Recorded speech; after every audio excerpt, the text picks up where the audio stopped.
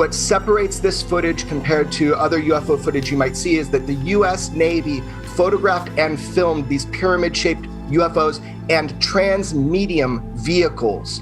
And I obtained, as a journalist, and released some of this historic footage with my mentor in journalism, George Knapp.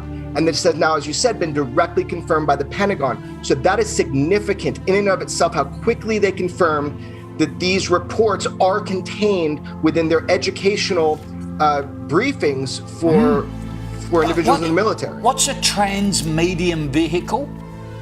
Great question, so important. What they witnessed with the USS Omaha was an object that was able to break the air to sea barrier without destruction. So transmedium means it can move between air, space, and sea without destruction or impact. And that's what they're seeing with these true unknowns. I only released non-classified or unclassified imagery I was able to get my hands on, those videos. That's a hard thing to do. But of course, there are other systems that are completely classified. These are highly documented. Look, they're coming to our warships and surrounding them on a mass scale. And this isn't the first thing. This has been going on for a long time. You're just seeing an open government policy now. Okay.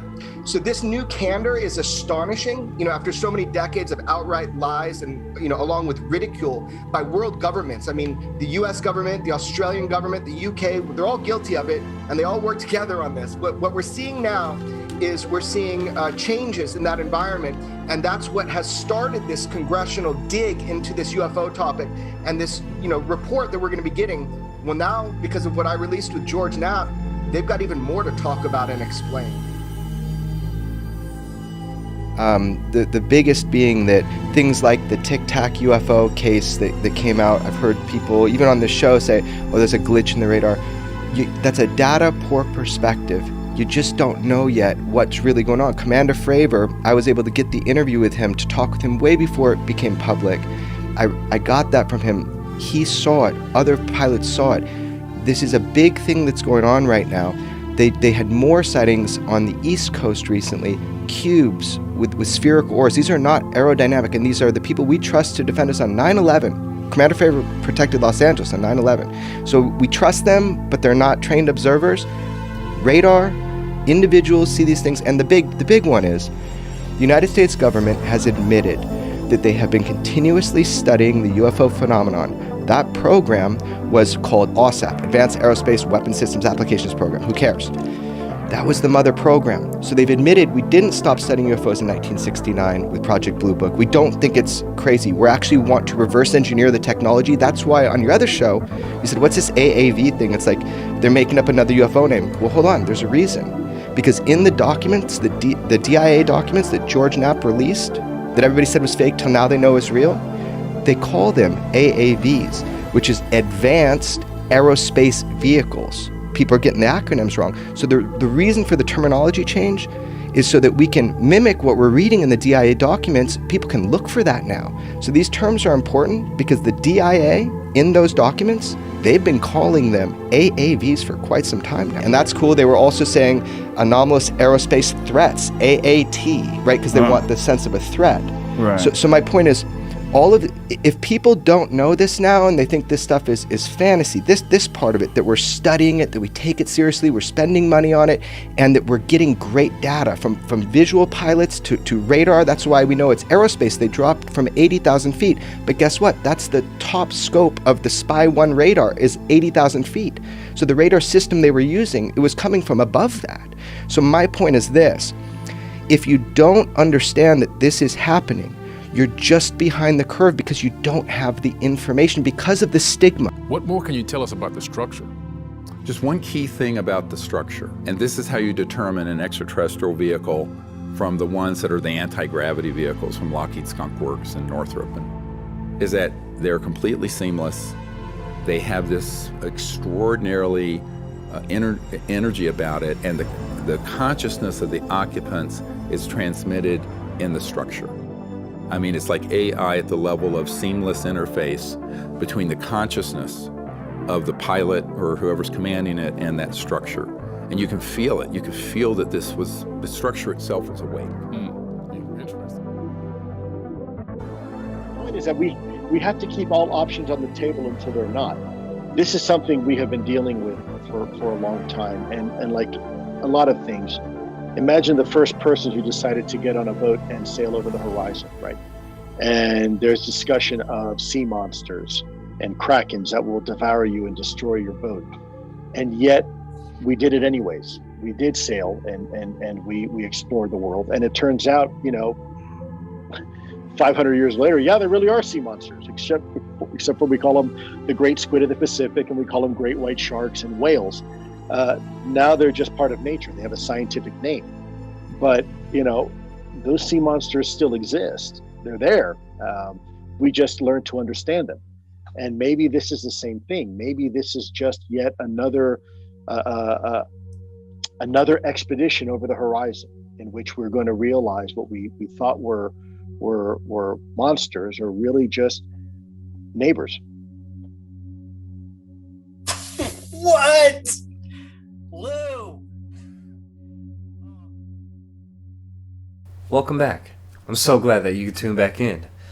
The whole reason why I started this show was to be able to talk about some of the things that I felt were never really explored with any real substance by our mainstream media. Forget celebrity gossip, even politics. I really want to talk about the meaty stuff that's going to add more clarity, a deeper understanding, a richer experience, and ultimately more meaning to life when you know the ultimate truths. Ladies and gentlemen, we are entering a new era of human history. Thanks to folks like Elon Musk, humanity is on the verge of becoming a multi-planetary species.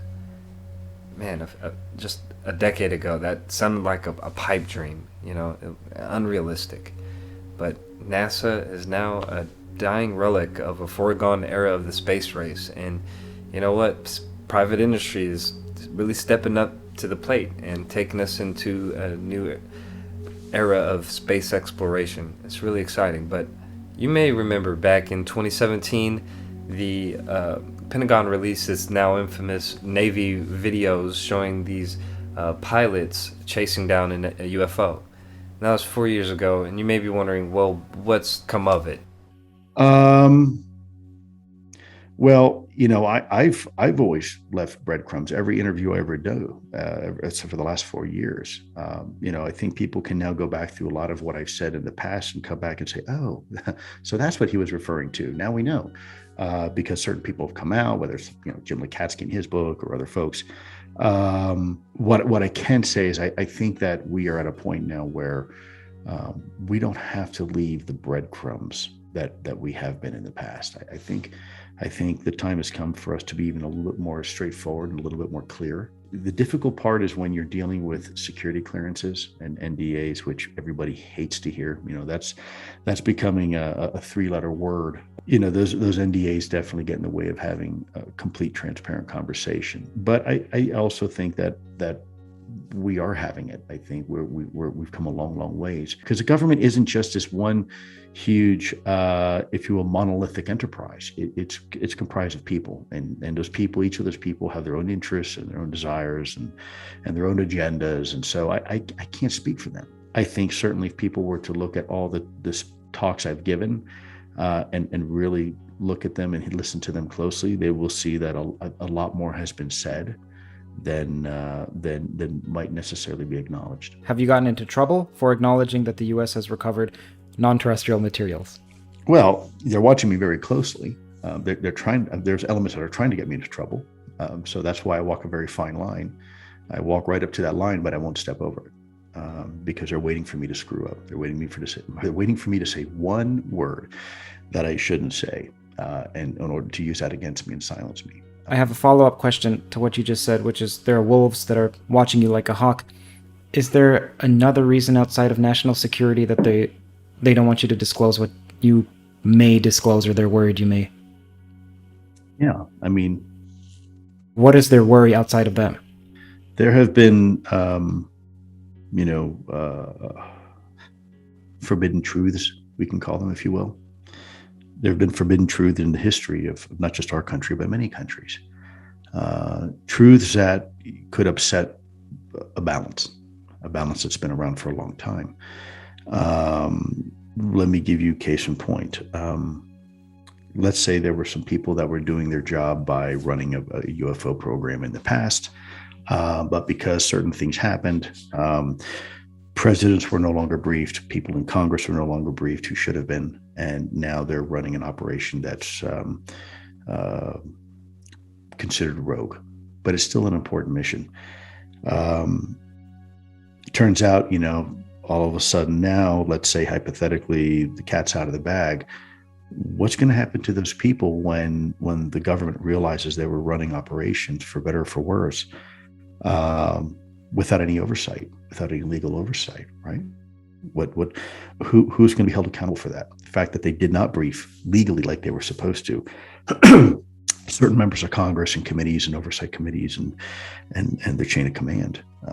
That's potentially criminal action. Let's say, I've said this before, let's say you have two competing companies. You have Aerospace Company A and Aerospace Company B. And Aerospace Company A, for whatever reason, gets a favor and some sort of really exotic, game-changing material is provided to that company to do an analysis.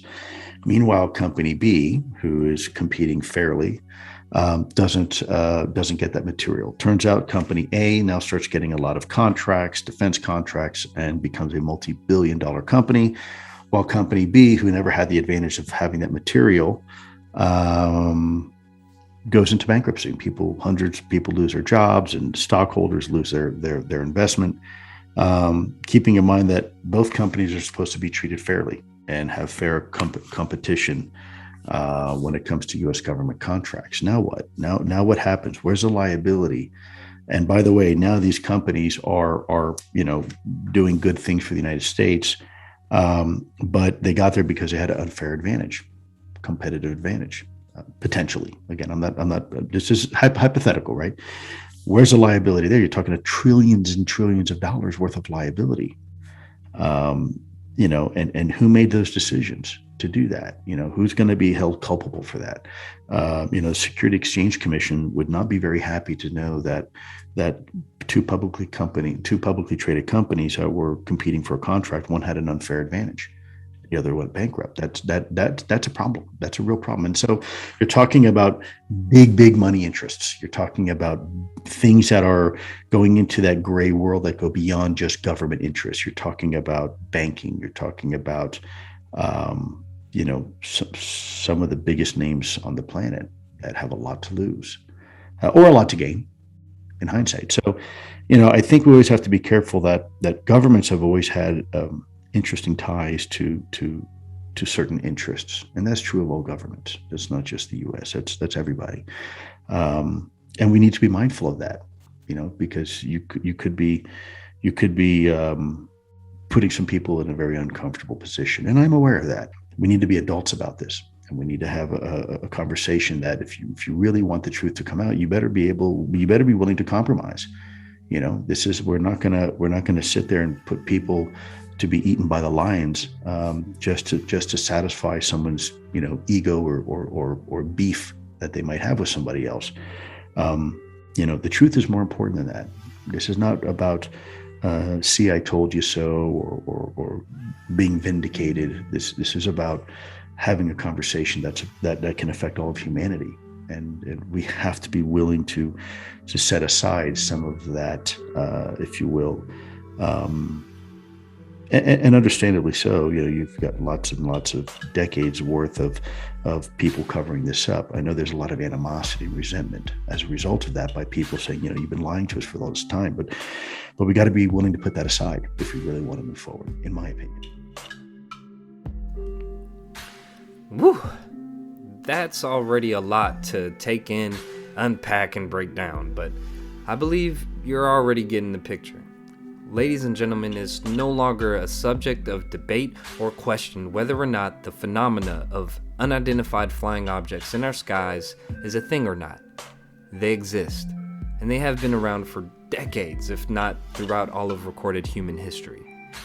Over the course of the next few episodes, I'll be breaking down not only the physics of the technology allowing extraterrestrial beings to traverse interstellar and interdimensional space, I'll also be discussing the implications of what that means for us as a species. Because, like it or not, like the coronavirus, the topic of UFOs and aliens is here to stay, and will leave a lasting impact on our species for the foreseeable future. If you've liked this episode and want to see more content like it, go ahead and give us a like, subscribe to the channel, comment, and leave us your opinions. Disclosure has happened already, people. It's on us what to do with the information provided. Until next episode, I'm signing off. It's your boy, Tone Bone Cone Tellum.